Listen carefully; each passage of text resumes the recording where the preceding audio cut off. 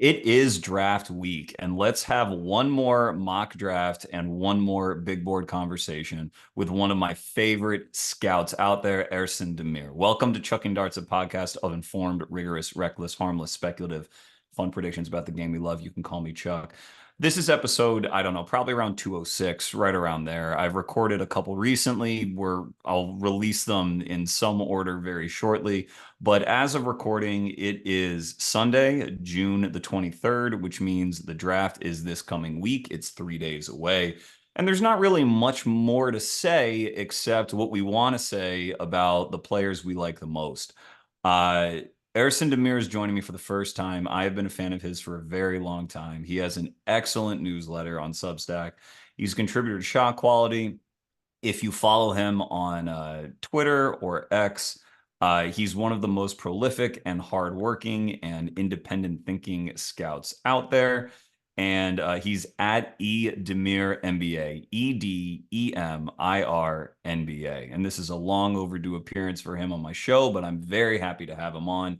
And we're going to go through a mock draft that contrasts what he thinks is going to happen with his personal board. That's it. What he thinks is going to happen versus what he would do were it him in his personal board. And we'll get into the guys we like and the particular darts we want to chuck along the way. But without any further ado, Ersin, welcome. How are you? Chuck, thank you for having me, man. You're one of my favorite podcasters. I'm regularly listening to yours, so it's an honor for me to come on and talk about the draft. With a few days left, man, I've never been more hyped for a draft than this year. So let's talk draft, man. Yeah, I'm glad. I'm glad you're as hyped as I am. I mean, it's not just that it's this week, but whenever there's chaos in the air, whenever everyone is sort of looking at everyone else, wondering who the idiot is in the room, that's when I'm really right at Yeah, home. So, exactly. yeah, this is fantastic. So we'll get right into it. We won't waste any time here. So you have two, I mean, you write frequently for your newsletter, but two of your most recent pieces are your big board, which I think was posted June the 12th. And then you have Yes. your mock draft up, which you specify is not what you would do, but what you think is going to happen. So we're going to follow, and we're only going to go the first 14 picks if we can squeeze them in. But we're going to follow that mock, and I encourage everyone. It's E Demir NBA, EDEMIR NBA.substack.com. You can find all this stuff. We're going to follow that mock, and then you can talk about why you would or would not make this pick, uh, and a substitute pick you would make. Now, if someone's falling who we really like, that'll be a repeat, but y'all will get the idea, contrasting his philosophy with the mock. So number one for the Atlanta Hawks, you have them selecting Donovan Clingan, heavily rumored. There's lots of rumors and smoke screens floating about right now. Where is Donovan on your board, and do you think this would be a wise selection for Atlanta? Well, I have Donovan at number three. I think for them, because I was doubting, is it smokescreen that they didn't invite Sar to work out for them? Who doesn't want to be the number one pick? But to be honest, when I really thought about it, I didn't really care because he fits everything that they need. I think if you look at the Eastern Conference Finals, both people call it a fluke. But I think if you look at that team, their defensive rating has been bad for a couple of years after that. And I think the center Mm-hmm. position is a big reason why. I think what Trey Young needs to really continue his stardom in the NBA is having that pick and roll play finisher in the middle, having that screener where everyone else can thrive off in terms of floor spacing, in terms of creating open room on the perimeter. I think what Donovan Clingan, his mobility is a plus, but I think what he does well is he can create space for himself in terms of time drills and excellent screening. If I look at Team USA, you can have Anthony Davis, Ben Adebayo, and who's the third real good screener on that team? I think there are very few players who can be that. I think Donovan Klingel will be the next one in line. Because if I look at this game, a utility player, you need others to set him up. And picking that guy number one is a bit shady, of course. But if I look at the need of the Atlanta Hawks, and I think they're in the phase that they want to go to the playoffs again, so they have to draft for need, that they need to draft for the center position, which gives them flexibility to move Eddie Capella, to make other trades. But with Klingon, they can pair Trey Young with an excellent screener. I think he's an elite rim deterrent in terms of his defense. so they can improve their defensive rating instantly and get Trae Young his playing efficient that he needs, his screener that he needs, opening up the room for the rest. I think the Atlanta Hawks want to play with more ball movement. Jalen Johnson is going to have a more prolific role for them. I think Donovan Clingan, the second thing that he does well is his ball movement. I don't think he's a very good playmaker yet, but he's a very good ball mover. Makes a quick decision if you post entry passes or maybe keep the ball moving. I think he fits what they need a lot. So that's why I like him at number one. Okay. And so you would make this pick and feel fine about it were it you in the seat. Yeah. Yeah. I think it is a fine number, and I don't mean fine in a sort of derogatory way. Like, I think it is a fine, perfectly acceptable number one pick for them to make. What I think is interesting about it is that, there's thoughts about it being a really good fit with Trae Young, which I think is a little bit misleading because Trae certainly needs help on the back line to compensate for his defensive his defensive weakness, which is basically permanent and is only going to get more exacerbated the older he gets and the bigger the rest of the league gets. But what I find interesting or curious about that line of thinking is that,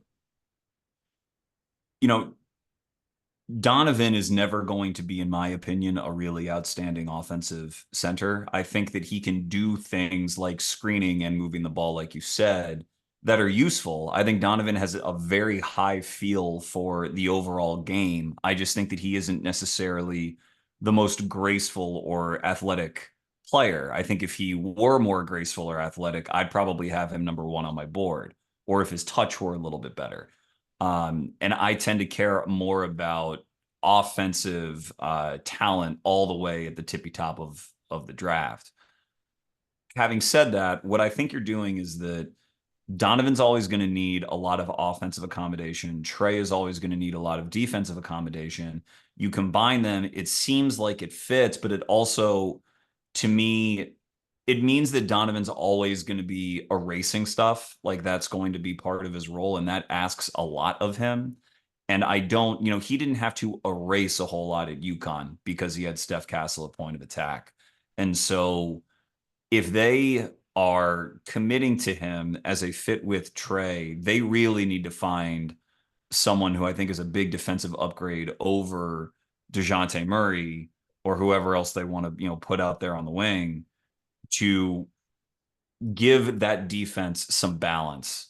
I would not want Donovan. I don't want to put Donovan at a disadvantage over and over again where he's backpedaling nonstop, because I don't think that's where his strength ultimately is.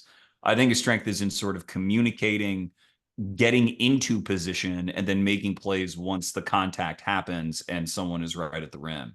But in terms of trying to play the cat and mouse game, I think he can do it. I'm wary of putting him in that role over and over and over again. So if it were me and I were making this pick, I would again understand it. I mean, if you're going to build around Trae Young, you might as well.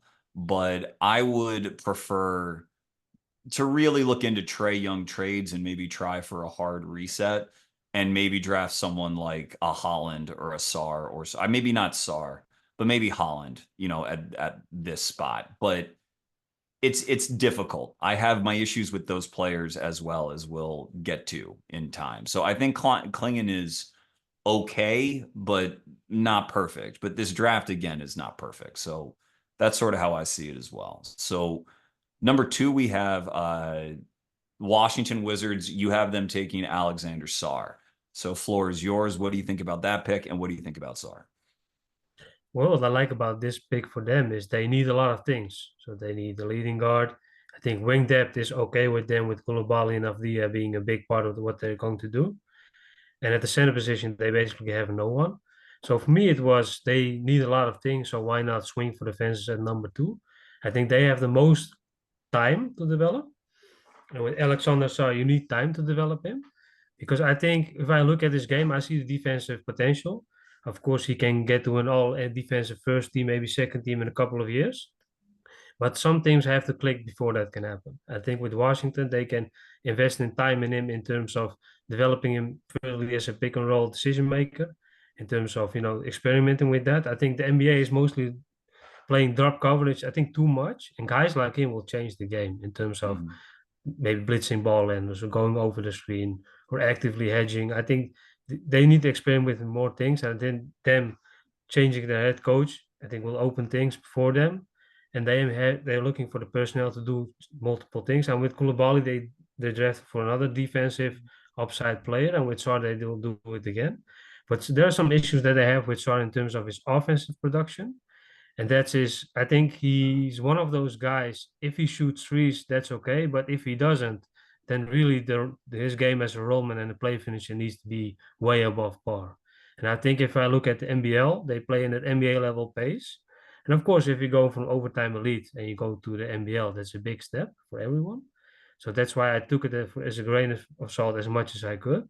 But I think in terms of his hands and his touch around the rim are not really top five caliber in Mhm. terms of talent. So that's something that he has to work on. But again, I think Washington has enough reps for him to play. And I think if I compare him with Donovan Clingan, he has much more offensive potential in terms of his offensive creability. I think for his size, he has decent handles, not good, and he needs to develop that a lot more. But I think Washington will put the ball in his hands and experiment with him as a scorer. I think that will open up his game. Trying to, get really offensive versatility in him. I think offensive versatility to me is his play finishing, but he can create for himself off the dribble as well. Not his MO, but he will have to do it if he wants to be an all-star in a couple of years, maybe further down his career. I think that's the biggest swing skill for him outside of his play finishing, but the offense will come. I think if you look at the NBA, the offensive development will be there, especially in Washington, where he doesn't really have to focus on his defensive rating being very good in year one. So they can be bad for a couple of years, and they'll likely be bad for a couple of years. So I think in terms of long-term potential, fitting what they need, Alexander Sarr makes a lot of sense for them. So I agree with the consensus pick here. Okay. Yeah, I think this one is very close to being like what is likely to happen and like a very logical pick. I agree with you that I think Sar's overall touch and his offensive approach are, I kind of run hot and cold on it with him. I thought the way that he went about scoring in the NBL, understanding it's a pro league, he's playing older guys. I thought it left a lot to be desired. I mean, he's come out and said he wants to be a four. He doesn't want to be a five. I don't really believe that he has enough shooting touch and enough sort of just overall offensive polish to be that four. I mean, when you look at Porzingis, Jaren Jackson, Mobley, Wembanyama, Holmgren, all these 7-footers that have come in, their offense is most leveraged at the five because that's where you get the most mismatches to take advantage of. And when you shift down to the four, you get a lot of better defenders that you're dealing with where you can't, just blow by them as easily. And you may not be playing with a center who can shoot, which also complicates things because if your game is predicated on getting all the way to the hoop and the spacing's not quite there, then all of a sudden your offensive opportunities might dry up kind of quick. So I think Sar's conception of himself, while like it's nice and ambitious for a 19-year-old to think that way, I think he might be in for an awakening at some point down the line. But having said that, if he becomes a center, like I think he will, I still think he can be an effective one. I think he could be like a good, solid starting center who is a very defensively versatile piece. With where Washington is, I would be tempted to take more of an offensive swing. I have Shepard and Edey near the top of my boards. I know we differ, I think, especially on Edey out of those two. But I also understand Washington being patient and maybe looking towards the 2025 draft to really swing on an offensive centerpiece. I think that makes sense. So I think that Sarr for them, again, looking down the road where you're going to have a defensive lineup with him and Bilal that you really believe in, and hopefully hold on to Denny because Denny's on a great contract. I mean, you can really start to build a defense and build some really good habits out of them, and then you're just missing the next lotto piece offensively. So I would understand it. I think it's certainly fine. I might have gone Shepherd if I were them, maybe, but I get it. I think it's like a perfectly defensible pick. Number three for Houston, you have Zachary Risachet, and they are heavily tied at the moment, I think, to Reed Shepherd. So this, I think, is a departure maybe since the piece came out. Do you still think that they're going to be committed to Risachet if he's there on the clock? And what do you think of that pick? Well, I think they should, because if I look at Houston, they have all picks already ready. I think if you look at their core as Green and Şengün, who they're building around, I think they have very good rotational pieces in Jabari Smith, in Tari Eason, Cam Whitmore in a couple of years. I think if you look at the lineup, that's all making sense for them.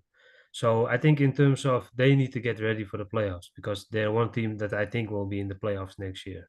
And in the playoffs, I think they need to improve their shooting depth. That's one, to either get there, but they need some offensive creativity on the team. And I had Ricochet after Ron Holland in the preseason on my board at number two. And right now he's falling because I was banking on him developing some offensive creativity, because I knew his team is going to, prioritize him just like they did with Wembanyama, another team in France, and they're going to market him to the NBA. And he played in his role, and he settled to his role. He settled to his role with France in the youth teams. He settled to his role with his team. So he's always played a certain role, and he thrived on it. Because I think why NBA teams are so high on him is because the shot is real. That will translate. I'm very sure of that. And the way he moves, I think he can grow into a bigger role than just a shooter with plus size, etc. The handles are a bit loose, but he's getting better, especially later on in the season. We saw some improvement there, but he's always sticking to his role. And I think to be a number one pick or be a top five pick, you need to have that offensive creativity, at least shows flashes that you can develop it. And with him, I think NBA teams think they can develop his offensive creativity, will give him time to develop that. And for Houston, they need that on their wings. If I look at Alperen Şengün, I think he's most effective in his way. He doesn't have to change his game. And with Jalen Green, it's the same thing. You know what you're getting. And with Mhm. Cam Whitmore, they have a certain player, but not as his size. So they're going with offensive versatility. Creating some more depth on their roster. I think in the playoffs, it's also a chess game, right? Team takes away X, so you counter with Z, they take away Z, etc., etc., etc. So I think Houston is a very good developing team who know that. And I think looking at their draft in a couple of years, they have the offensive creativity. They drafted, I think, a paint master in terms of his offense with Şengün. They drafted offensive versatility in Jabari Smith and Whitmore as well, because I think he's going to evolve as a defender. And with Eason as more as an NBA ready defender. So they're missing a couple of types of players, but a guy like Ricochet is still missing. A guy with plus size who can handle the ball, create plays for himself, especially if they teach him that. But who's insurance, because he can shoot the ball very well off the catch. So a scalable role. They need a guy with a scalable role to in terms of if Green doesn't work or Şengün doesn't work, so they can deter to other guys. I think that's what they're trying to do. I think Reed Shepard's shot is real, but I really question with him the what role does he play. With Reece, I'm very sure that he's going to play the three, maybe switch to a four if he's continuing to fill his frame, get a bit stronger to even guard fours. So they're going with preparing their roster for the playoffs and more offensive creativity down the line with number three. Yeah. And so who would you take, him or would you take Holland if it were you? Because I know you If really it were like me, Holland. Yeah. nah, I would take Holland. But I All right. think his draft stock, if I put it realistically, is not top three for the consensus and maybe not Mhm. for front offices either. So I went for Ricochet. Yeah. Yes, yes. I think I also prefer Holland to Risachet. I also prefer Shepard to Risachet. But it's interesting. I think with the Rockets, they're in a very unique position because they have all these young players already in tow. And there's going to be a reckoning at some point where they trade one or more of them. It's just a question of when that's going to happen and what their internal expectations are for this next year's team. Because they won 40 games last year. They didn't make the play in. So you just sort of think, oh, yeah, they were near the bottom of the standings. They're very close to being in the play-in. And I think they want to be in the play-in next year, and they want to challenge for or get into a playoff series next year. And with the mold of young player that they have, Whitmore, Jabari, Tari, Jalen to a certain extent, but certainly those first three, all those guys are more play finishers on offense than they are playmakers. They are not, natural, pick and roll operators, and they even kind of are not natural connective playmakers. I think Jabari's coming along in that area, but Tari got hurt last year, and Whitmore, that's always been his question, is about sort of tunnel vision when he gets the ball. With Risache, I think that playmaking is also his weakness, like his principal weakness. That's tied to his handle. I think that's exactly right what you said.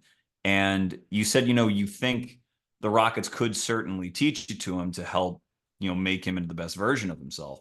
I think they probably could, but I also think they may not want to. I think they might think they have enough development, like their hands are already full with rounding out the games of all the guys they already got. And I think that ultimately, even if like Reese Shea is rumored in the top two, even if he were to fall to three, I still think the Rockets would probably take Shepherd over him. Not because Shepherd's some amazing playmaker, because I don't really think that he's an amazing one. I think he's a fine connective playmaker, but he he has a baseline of just understanding that I think the Rockets would welcome, because they would think to themselves that they don't need to build out his offensive game quite as much. So if it were me, I would take Shepherd for them. And I think if they have the choice between these two and it comes down to it, they will probably take Reed. I know we're getting to Reed again in a couple picks, so I'll save him. But that's that. Like, do you have any thought about whether Reese Shea really would fit as a connective piece in between Whitmore and Jabbar? Like, or out of, I guess I put it this way: they have a men, they have Jalen, they have Alperin, Jabari, Whitmore, Tari, and then they'd have Reese Shea. Do you think they would end up keeping long term Reese Shea, Whitmore, Tari, and Jabari? Or do you think that like at least like one or two of those guys would have to go to like round out a full playoff rotation? Well, that's a tough one, man, because I think in the rebuild, because they've all shown the flashes to really stick in this team in terms of being a good piece for them. And Ricochet was really, maybe mix things up for them, maybe cause some confusion, maybe offer them more options. That's a good and a bad thing because it takes away some of their development. They bring in a new guy at number three. It's a number three pick, so that's a high price with the ball reps that you have to give him, etc., etc., etc. But I think eventually good teams consolidate. So they have talent, they stockpile talent. The Rockets stockpile talent over the years, and they eventually have to consolidate because they want maybe an experienced number one option, maybe a number two option to bring in. And you have pieces in Red Van Vliet, you have Dylan Brooks, you have young players, intriguing players. I'm not really familiar 100% how their pick situations are looking, but they have enough capital to really make a Mm, trade. I think Tari Easton is well regarded in the league. Jabari Smith is well regarded in the league. And maybe one of those guys would want a bigger role. Despite their, I think from the outside looking, their team cohesion is very good, and their coach is a people's manager who knows how to manage players. But to come back to the question is, I think that offers them more options. It's a good and a bad thing, but I trust the Rockets to make it a good thing, that they can have multiple horses to bet on, and they have the yeah. reps to give them. And I think their second unit needs a guy like him in terms of shooting depth with some offensive versatility in the future if he develops it. So that's why I think they can give Ricochet the depth to develop. I don't think he will be a starter day one, and he shouldn't be. Yeah.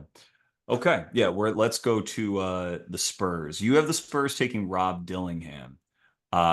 Very interesting pick because there's lots of smoke out there now that Dillingham is falling. Who knows if that's reliable or not? But I just want to quote a couple things from your mock draft, not your Yeah. scouting report on Dillingham or anything or your big board. But you call him the best offensive player in the class, and you say that the thoughts that he's going to get targeted on defense, you say the prejudices are not fair to me as Dillingham plays with effort and toughness and shows decent to good screen navigation. His slim frame and lack of size and length, however, lead to him struggling as a pick and roll defender. In an NBA strength and conditioning program, a part of these deficiencies are fixable, meaning that an area of development for Dillingham, meaning that it will be an area of development for Dillingham in the next few years. In terms of future value, I project him to be the first all-star in this draft class, which is really planting a flag, which I really appreciate because it is a braver position than I am willing to take on Rob. I agree with you that I think Rob is the most talented offensive player in the class. I agree with that.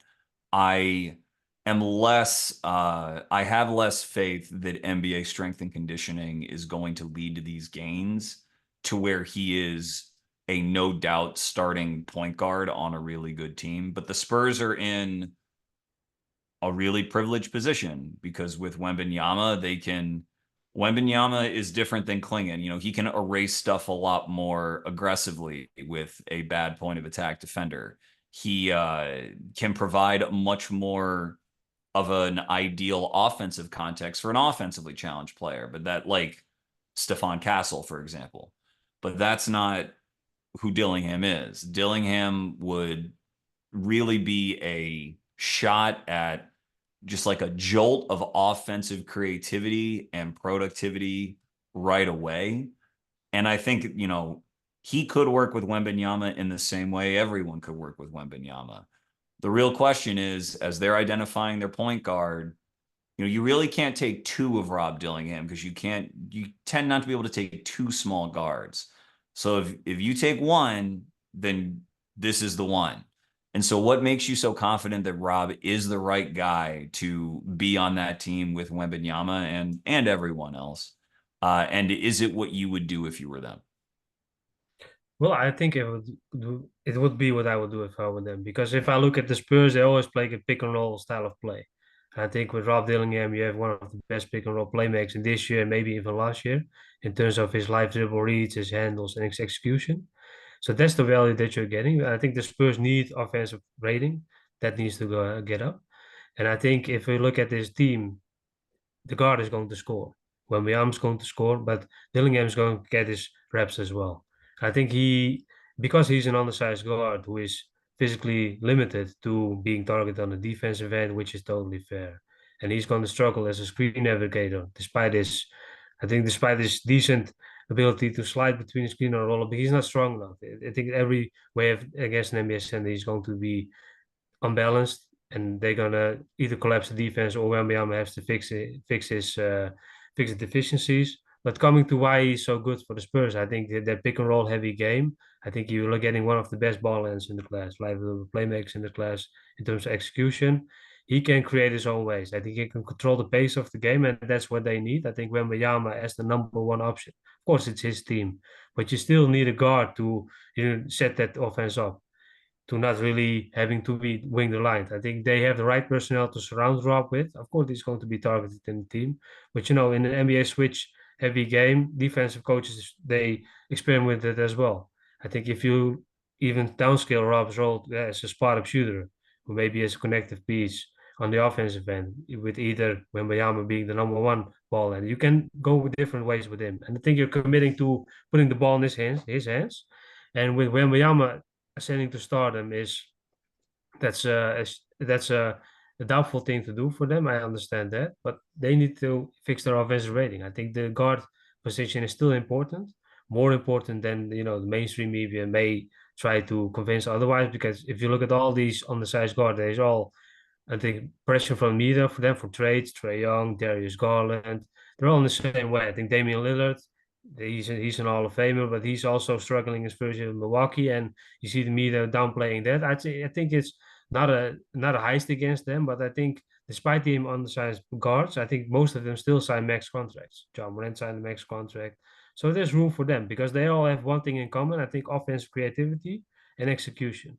And I think they all have the ball in their hands to make it happen. I think with Dilnam, you have to put the ball in his hands to pick him. I think picking him and then not making him your number one ball and would be a mistake.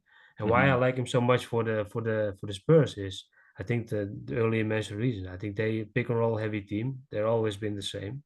I think they will try to build the same way again, but they need that offensive creativity. That's something that they still are lacking, even with Wembanyama. I think that's what you're drafting with Rob Dillingham. Yeah, and Let's do their pick number 8 as well, just since we're still on San Antonio, Yeah. because you have them taking Tijan Salon, who I'm having an episode come out right around this time that I recorded about Sarr, Risacher, Salon, and Pacon Dadier. Uh, I like Salon a lot too. He scares me, but lots of people in this draft scare me, and he is not scared. He is one of the most confident, high energy players in the class, maybe the most confident and the most high energy at a very, not even a prototypical size, just like a funky 6'9", 7'2" wingspan, kind of runs and operates like he is a pesky guard, wanting to stay in front of people. Very unique player. So I believe on your big board you have Salon ranked in a vacuum over Sarr, over Risacher. So why is it that you like Salon so much and you would love, or would you love if San Antonio take him? I presume if you have him scooped up at 8, you like the fit, but go ahead. Yeah, 100%, man. Because you already mentioned it. I think with the most French players, what they all miss, and that's why most of them can't stick to an NBA for their second contract, is playing with that FU attitude. I think Solon has it. He's the best at it in this class by far.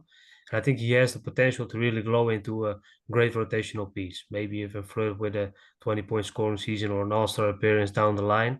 But he's also one of the most boom and bust prospects because he has to fix a lot of things to get there. You're And telling his me, luck brother. was, Yeah. yeah, exactly. Because the ultimate swing for the fences. And what I like about the Spurs is they don't care about should I trade back or trade up to get a guy. If I like a guy, trade. If I pick him, they did the same with Josh Primo in 2021, which was one of the best class I think in a decade. And they have all these high regarded players, and they picked Josh Primo at 11. So I was like, they don't really care. They go for the swing for the fences, and they have time to swing for the fences. Because Wembanyama wants to win, I understand that. That's why you're getting robbed to complement that team.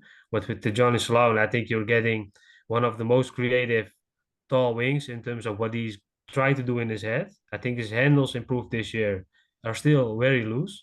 But on the Mhm. defensive end, he's plays with so much energy and he's making so much better decision than a year ago. I think that's one of the flashes that gives me the confidence of okay, this guy is going to improve in the NBA. But how fast will he improve? That's of course the big question mark. But in terms of long-term potential and in terms of accommodating and giving enough room to develop, I think the Spurs are in the best position to do that with their two top 10 picks. And it's not a shame to go to Austin Spurs for a year to really bring that No, offensive no. creativity up. And I think he will be one of the guys that are going to play a lot of G League minutes.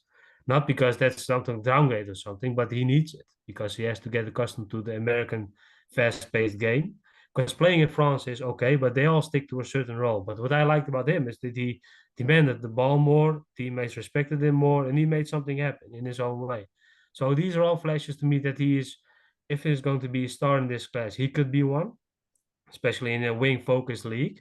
So that's why I like Solon so much for them because you're buying so many tools. A guy who has a clear goal in mind.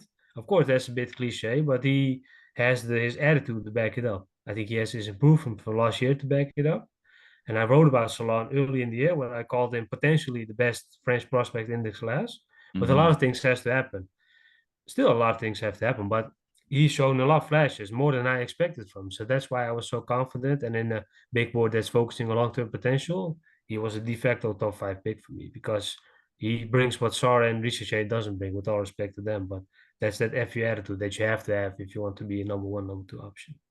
Yeah, I think I would be very surprised if he does end up being a number 1 or number 2 option, just because I don't know that he has the shooting touch really to get there. But that doesn't mean that that attitude is still not an asset. It's one thing if you are very confident and you're going out there to, really just, I don't want to use an inappropriate metaphor, but if you're going out there and you're like, this is my court. I am going to win, like we are going to win this game. It's one thing to do it in a way that exists outside your team's context, where really you're shouldering more on your own back than your team even wants you to do. It's another thing to do it within a team concept where you decide that you're going to do whatever it takes to win while operating within your team's game plan. And that's the kind of player that I think Salon is. And that's why I can't shake him and I can't help but be high on him, even though there are real red flags in terms of his productivity. I love your point about improvement because that's what the draft is. It is you are wanting to bet on the players that, number one, have the most talent, but also are the best bets to improve consistently year over year, adding stuff to their games while still being able to stay on the floor. And I think as an improvement bet, Salon is very, very good. I mean, not just with intel, but just when you watch him on the court, you can tell that he obsesses about basketball. And I love it as a bet for them because this is a true luxury pick for the Spurs. I think when it comes to draft time and we're talking about players who are more raw, we're going to talk about Khalil Ware here in a little while. There's a tendency to say that, oh, well, it's a project, but you can develop them sort of as you go. But the reality of the NBA now is that there's so much talent in it already that lots of teams, like, they are trying to compete every year. Very, very few, maybe only five, I like go into a season not expecting to compete. And so developing and the Spurs want to make the playoffs next year. Wembanyama wants to win next year. They're no exception to this. And so it becomes very hard to, I think, sell maybe to your best player or to sell to your team that we're going to take this raw guy and try to bring him along slowly. But I think the Spurs are a bit of an exception. Number one, because there's a connection between Wembanyama and Salon, obviously. And number two, because they have two picks in the top 10. Having two picks in the top 10 suggests that everyone just sort of knows, oh, okay, it's okay to swing on one of these picks. And so you won't run into the clunkiness of maybe another team that both wants to win next year and also wants to take a project. And so I think they sort of sidestep that as well. So I love Salon to the Spurs. In fact, I don't know. I don't know if I'll go so far as to say they should take him no matter who's there, because I don't know that I believe that. But I think that it would make a lot of sense for them to do so. So in alignment on that one. Now going back to number 5 with the Pistons, you have Reed. We've talked about Reed a little bit already, so we'll make this one quicker. But I prefer Reed to Rob because I think that it's going to be hard for Rob to be a starting point guard, like I said. And if you're not going to be a top 2 offensive option, I would rather have Reed's a natural connectivity, which I think that he is going to be very, very good at. So I like this pick, Reed to Detroit. And if Reed were there, it's likely the one that I would make for them. What do you think about Reed in Detroit specifically? I think it's the best fit for him because if you look at Mhm. his game, I think he's not a natural point guard. Just that you said earlier, he's a very good connected passer, but nothing more than that in terms of he hasn't shown it already. I think the shot is real because that's what you're buying with him. I really buy the shot even off movement, despite the fewer sample size on that area. Because off the catch, I think he will change that team's dynamics because their team needs shooting. I think Oscar Thompson is not good in that regard. Kate Cunningham is not good in that regard. Jaden Ivey isn't either.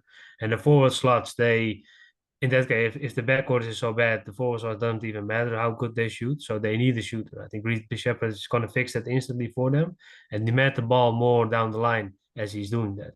So I think that's his way to grow to an all-star. Because if I think about him, I struggle with what type of role is he going to play.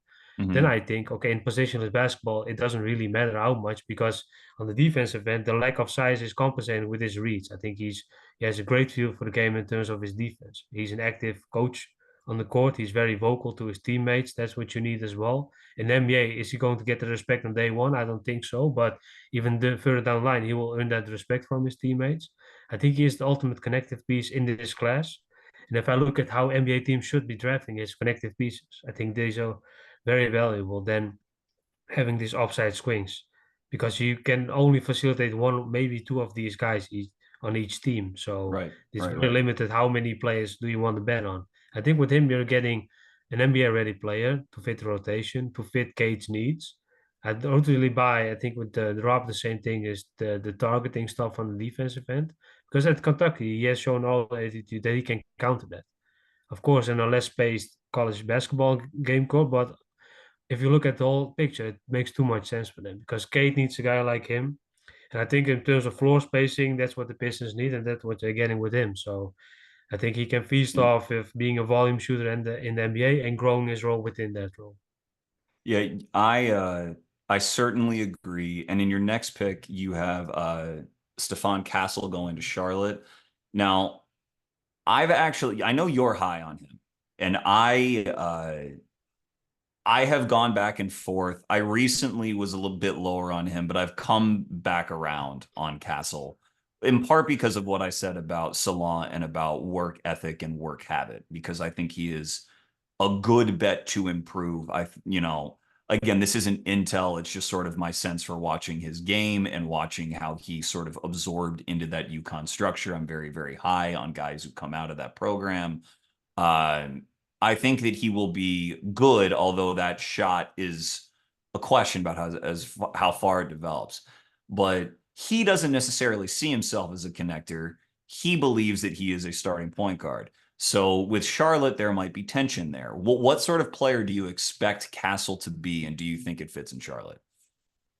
Well, I think he is going to be getting to rude awakening because if you look at what he's going to do well, he will I be a agree with connective you. piece in I that agree with you team with because you. I think being a Yeah. leading point guard is you have to have an outlier skill to Mhm. be a starting point guard because his offensive creativity is an outlier skill. His shooting isn't either. I think his handles and his self-creation ability inside the arc is good, but that's not point guard caliber to me. I think LaMelo Ball is the de facto star in that team with a lot of health issues. So what's going to happen next year? And Brandon Roll is going to think, okay, I'm the team star because if you look at this, how the NBA is built, it's going to Right. build through me. I Yeah. think Brandon Miller is going to eventually take over that team because it can be the LaMelo show every year where he's missing the half of the season and they're again in jeopardy what they're going to do next year. Not to talk down on LaMelo, but that's actually what's, in my opinion, keeping Charlotte back for a couple of years, his injuries. And a part of it, you can help it. But of course, eventually you have to take a decision as a team, make a decision. And I think with Stefan Kessel, again, this is the class of the connective pieces, man, because I Hmm. think Hmm. that's why people call it a weak class. But in terms of the connective pieces, it's a very rich class because you have a lot of these guys that you can plug into a certain scheme already. I think with Stefan Kessel, I think the shot is going to be eventually deciding his career. That's a bit of a lazy take, but he has everything else. I Hmm. think that's what made him so strong at UConn. A team, a national champion. He started the year with an injury. He fights back his role back in the rotation. He takes a bigger part in that rotation, despite being senior heavy in Newton, of course. And I think if I look at this game, it's built for the NBA in terms of being that connected piece at the number two spot, being that the team's point of attack defender. I think that's his role that he will going to take in Charlotte. I think Brandon Miller's defense is being underrated, but it's going to be better with him on the floor. I'm not really sure what's going to happen with Mark Williams. I think with him back at the five, they have a young core with 4 or 5 pieces. They're going to be together for a couple of years and grow into something. I think they need to have a couple of years to really get in playoff mode because next year I think they will be one of the worst teams together with Washington. And that's a good context for Stefan Castle to start his career off because if he's going to be the number 6 pick and they made all these moves and they want to go to the playoffs and he's going to be used as a spot up shooter and be underwhelming, that's a bad sell to him as well. So I think he's going to be respected in his role to be the two guard for them, that the shot isn't really good to be the two guard, but that's what you take at face value because in the NBA they have to continue to develop that. Yeah, I actually think it's a better fit for him than maybe he even realizes. Because another thing about Charlotte is that they're going to play fast. And I think he has the athleticism to play fast, and I think he has the mind to play very fast, which is good. UConn is a lot of sets in the half court. And if you run a bunch of sets in the half court over and over and over, your understanding of the game expands. It's good for your development in lots of different ways. But in Stefan's case, it's a lot of opportunities for defenses to try to just sag off you as a shooter. And you spend lots of time kind of standing around. In a more run and gun, high possession offense like Charlotte, I think that you could see if you want to believe in his shot, he's going to get a chance to show it early there because he will get his volume up. Because even like in the national title game, national semifinal game, it was no secret that Purdue and Alabama were sagging off of him, and he knew it, and he was aggressive in those games. And so I think that he can get over the hump of that question mark of his shooting relatively quickly, or at least we can find out an answer to it pretty quickly. And I do like the fit there. However, the player I would take there, if I'm deciding between connectors, would not be Stephon Castle, despite his great dimensions. It would be Devin Carter. because I love Carter, and I think even though his shot's a little funky, I really like it, and I like his touch. I would love to bet on his improvement as well, and I think he is a very special, not only defender at the point of attack, but also a defender sort of out of his area, blocking shots and providing some extra rim protection and drive protection.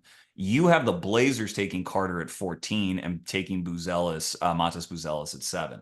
I obviously would like that haul a lot just for taking Carter at 14. But with those two players, how do you think they stack up in Portland? Well, I think look, Portland is an interesting situation because they have Simons and Scoot, and what's going to happen? I think Scoot needs time to develop as the number 2 pick. They are committed to him, but they're committed to Simon as well. And Sharpest being the third wheel actually on that team is what are they going to do with him? I think Portland is in a good position in their rebuild that they can bet on multiple horses with him. And I think that's what I try to emphasize in this draft. I think with Buzelis, what's his role? I don't know because that's really going to depend on which team he's going. I think if he's one of those empty blueprint types of players because he needs to develop quite a few things and he's Hmm. not really mastering quite a few things, but you buy Hmm. the tools. You buy the interior scoring because that's real. I think the handle is not real, but his way to get to the rim via craft is real. And I think in what he does well in the G League is he allowed Ron Holland to be the number 1 option early in the season. That was a big strength to me. I think eventually he took over that role and split it even with him, depending on how you look at it. But I think with Buzelis is he experimented with his role. I think as a weak side defender, in the defensive end, what he done well, but on the offensive end, betting on their shot for him to click. I think that's something that he has to hang his head on to survive in the NBA, because you can't have the ball in your hands in a team with Scoot, with Simons, with Sharp. So that's something that he has to develop first and then continue to roll later on in his career. But I think if you look at his frame, it's very slim, but he's built toughly, especially with upper body strength. But despite Hmm. him looking so slim overall, but then he has the strength to be a switchable defender between 2, 3, maybe even 4 in the future. But he has to really get stronger to get to that level. And I think that scenario Portland needs help because of course they in their front court they have more of those second unit type of players. I think with Tumani Kamara, with Job Reed, I think there are 2 good players, 2 good pieces for Jabari them down Walker. the line. Yeah. Yeah, Jabari Walker, of course. And I think with Buzelis, you're getting some offensive creativity to that team. Because I think Buzelis' role, despite him being the zone 7 pick, is not to be a future starter, but more so the most important guy outside of the outside of the starting 5. That's how I see him because he can build and shape in multiple different ways. I think Portland is in a phase of their rebuild where they can bet on a guy like that, give him a year, maybe 2 years, because I don't see them winning next year, even with Simons and Sean Beck. Yeah, I don't see him winning next year either. I think I would understand the pick. I think it would be okay. I I don't know. We haven't talked about Ron. You have Ron going number 11 to Chicago. I mean, I'd rather take Ron. I prefer Ron to Montes, but I think Montes is a viable prospect, but just one that I actually kind of expect him to bounce around to multiple teams. But that I'll have more to say to him in due time. We only, unfortunately, only have a couple minutes left, which I apologize for. But we'll round out your top 10. So we'll do the top 10 and then Devin Carter at 14, and you have Khalil Ware at Memphis. You have Cody Williams in Utah. I understand both of those picks. I, in fact, would probably prefer Cody to Matas in Portland were it me. But what do you think about these two selections? Well, I think with Memphis, I struggled the most because they're Yeah, I unlucky in do too. draft lottery, and then they miss on the 2 big prizes. Do they trade that pick for NBA ready center, but do they want to bet on some more upside in Khalil Ware? I took Khalil Ware because I think the mobility issues that I had personally last year were unfair because in the end I was put more in a better team context, Hmm. and him not showing effort in the FIBA America Cup is not going to decide how his career is going to look like. But I was guilty to putting a tag on him like that last year. I think if I look at his future potential as a play finisher, as a screener, one who's going to actively pop to the perimeter is perfectly what Memphis is trying to do in John Morant's rim pressure, in Bane's shooting gravity from the perimeter. You can't really sack off both of these guys as if you're going to play them. I think that's what they're really missing in terms of their team from a couple of years ago with Steven Adams. Hmm. Steven Adams is solely useful in the perimeter. Sorry, in the interior as a play finisher, as a rebounder, as a screener who's going to support toughness. I think Khalil Ware is going to really fit their need for shooting as a pickup pop threat. I think that's what kept him above ED in my opinion, because ED is really rim dominance. I think with Klingen is the same way, and Sar wasn't really reachable for them anyway. But to come back to to number 10, I think Utah is an interesting situation because they have an undersized backcourt and two scoring heavy guards. What are they Mm-hmm. going to do? Consolidate, trade one. Trading two is not really feasible because I think Keontae will be in their plans in the future. So that's really going for more connective pieces, going for more depth, and going for more growth because they have Taylor Hendricks who's going to have a bigger role next year. I They love need to Taylor give and him I love time Bryce. I love them both. But yes, go ahead. Yeah. because I think that those two guys, they complement each other well, and you need to further complement those guys because you're committed to them. I think Taylor Hendricks, despite him having an underwhelming season in terms of production, it's clear what Utah is going to do with them, and I think he should be surrounded with more talent that complements him. So that's why I went with the pick there. And I also think Cody makes a lot of sense for them because one of Cody's issues is generating his own shots off the dribble and like just blowing by his defenders. Very good at finishing with defenders like draped all over him because he has this incredible touch. But in a system that moves so many pieces off the ball in different ways and can sort of minimize the dribbles that a player has to take, which is what Will Hardy's system does. I think they'd be in position to really get Cody some easy looks early in his career, which I think would be a big fit for them. Look, Ersin, I'm very sorry that we couldn't go No, it's all through good, man. the full It's all lotto. good. I'll just say Ron Holland at 11, home run. We both love Ron. Dalton Connect for OKC at 12. Tyler Smith for Sacramento at 13. That's who we didn't get to discuss. And then Devin Carter's at 14. Ersin, thank you so much for your time. Everyone, go to this man's Substack, EDEMIR, Edemir NBA.substack.com, at Edemir NBA on Twitter. Ersin, thank you so much. You're welcome, Chuck. It's an honor to be on, man. Oh, honor to have you. I'll have you back whenever you want, man. Thank you. Thank you all for listening. This I has been Chucking appreciate it. Thank you. Darts. Oh, of course. Sorry. This has been Chucking Darts. It's okay to be wrong about sports. Find your dartboard and start chucking. Thank you.